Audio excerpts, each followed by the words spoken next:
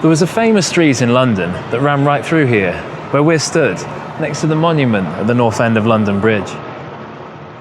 For 600 years, this twisting little lane stood at one of the busiest points in England. Taverns, river crossings, markets, fire and then plague. This pistol was made by a gunmaker on this vanished street. Its name's engraved on it. This is the story of Crooked Lane, London's vanished street. Crooked Lane wasn't a quiet back street of medieval London. It lay right at the throat of the city. This narrow twisting passage ran between Eastcheap and Fish Street Hill, almost at the north end of London Bridge, the busiest crossing in England. Every cart, every pack horse, every pilgrim, and every trader moving between the city and the south had to squeeze through this knot of streets, and where the crowds gathered, so did those who preyed on them. The lane appears in the records as early as the 13th century as Le Croquet de Lane, and in Latin, Venella Torta, the twisted little lane. The name wasn't poetic. Like Fish Street or Cheapside, from the Old English cheap, meaning market, London streets were named for their defining feature. And above its eastern end, on Fish Street, stood something extraordinary. A great house, for the most part builded of stone. Remembered as once having belonged to Edward, the Black Prince, the son of King Edward III, and one of the most renowned knights of the 14th century Europe, admired for his courage and feared for the brutal conduct of his wars. Fish and meat markets crowded Eastcheap and New Fish Street, the air thick with animals, hawkers and carts, while tens of thousands flowed on and off Old London Bridge. Fish Street Hill itself was once so steep that Samuel Pepys wrote in 1661 that horses hauling carriages could not be got to go up the hill, though all the street boys and men did beat and whip them. The slope we see today was levelled after the Great Fire. In the medieval period, this whole approach would have been a dangerous incline of mud, refuse and traffic. At the centre stood the parish church of St. Michael, Crooked Lane. It existed by at least 1304. And around 1380, a fishmonger mayor named Sir William Walworth enlarged the choir and added a side chapel. Walworth is the figure who binds this tiny lane to one of the most explosive moments in English history, the Peasants' Revolt. At Smithfield in June 1381, as tens of thousands of rebels stood facing the teenage King Richard II, their leader, Wat Tyler, rode forward to negotiate. The meeting was tense, public, and dangerously unpredictable. Contemporary accounts differ on the details, but they agree on the sudden turn.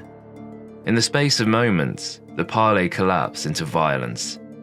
Walworth struck Tyler down with his blade, and the rebel leader fell from his horse before the watching crowd. The weapon traditionally associated with the blow, often described as a basilard dagger, was preserved at the Fishmonger's Hall as a civic relic, turning a split-second act of street violence into a lasting symbol of London's loyalty to royal authority. The hall still displays a medieval dagger, long claimed to be Walworth's, though the truth is just as hazy as the legend. Walworth was buried here, in the choir.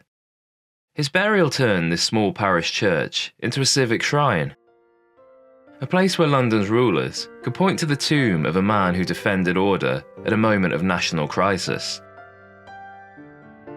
After the Great Fire destroyed it in 1666, Christopher Wren rebuilt St. Michael's in the 1680s as a plain but substantial Portland stone church with a picturesque spire about 100 feet high, the one we see in these images. At the lane's foot lay Old Swan Stairs, one of the Thames's busiest landings. Passing under London Bridge was treacherous. Stone piers squeezed the tide into rapids, so passengers often landed here instead and walked into the city. Pepys himself records using the Old Swan as a landing point during his daily movements across the city. Even when the buildings vanished, the name lingered. An Old Swan pier operated here into the 19th and early 20th centuries for river steamers.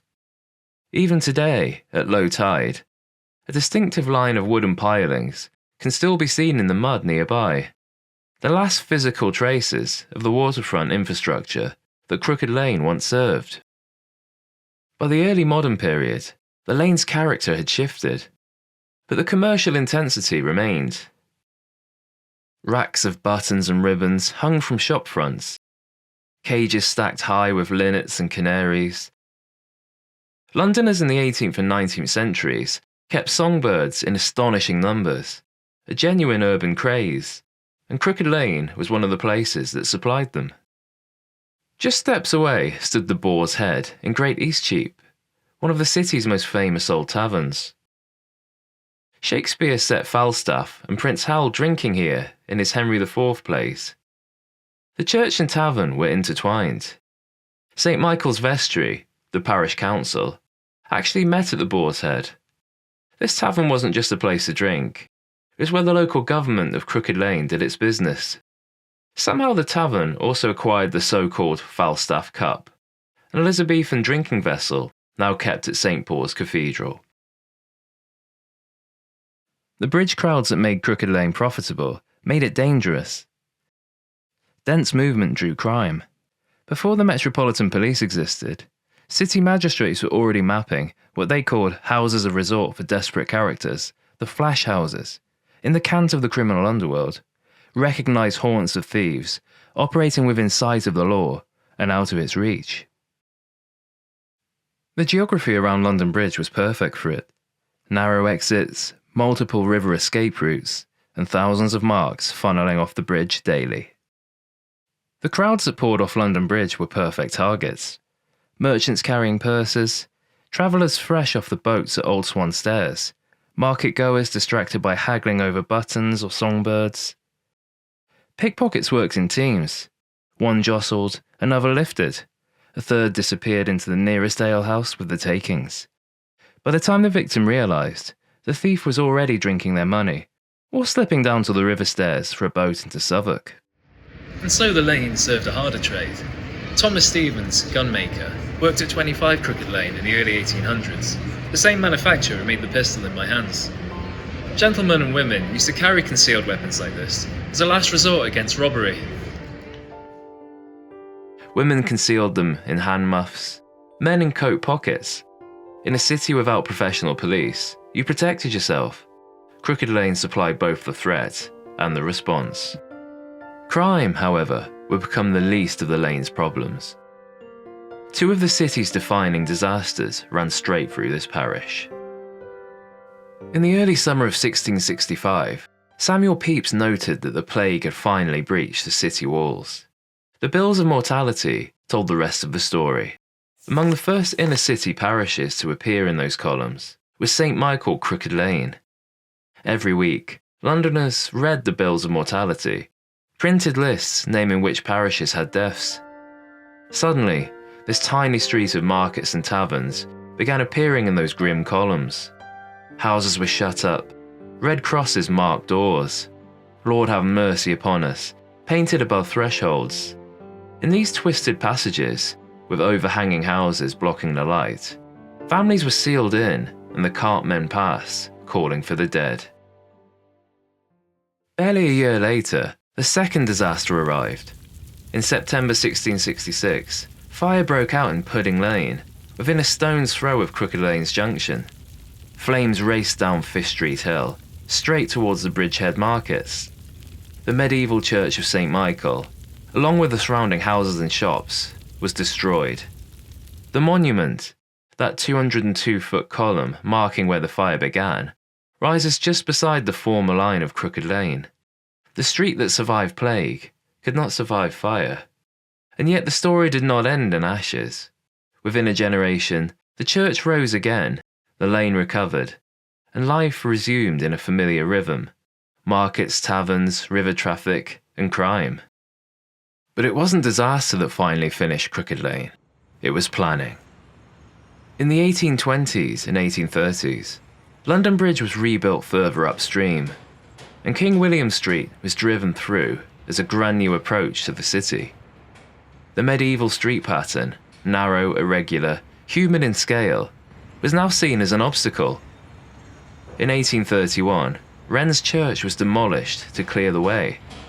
But the Victorians didn't just demolish the buildings, they excavated the street itself.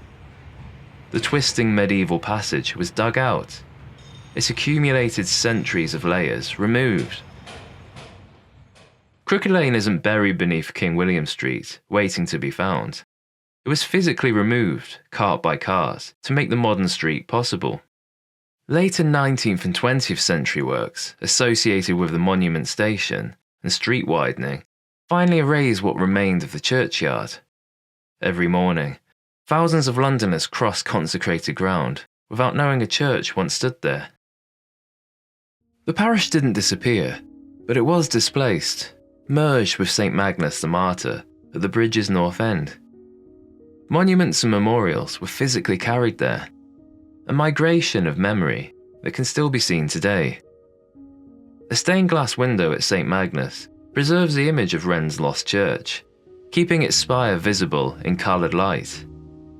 And in the church stands an 18th century parish fire engine from Crooked Lane, a practical relic of the street's working life, now sheltered in the building that inherited its history. And there's one more displaced ghost from this story at St. Magnus. When Old London Bridge was demolished in 1831, salvaged stone blocks from its medieval piers were placed in the churchyard where they still stand today. And the pedestrian entrance to the bridge, which for centuries had passed directly through the base of St. Magnus's tower, remains there, arches cut through the stonework, now leading to the church instead of the water. St. Michael's final service was held on Sunday, 20th of March, 1831.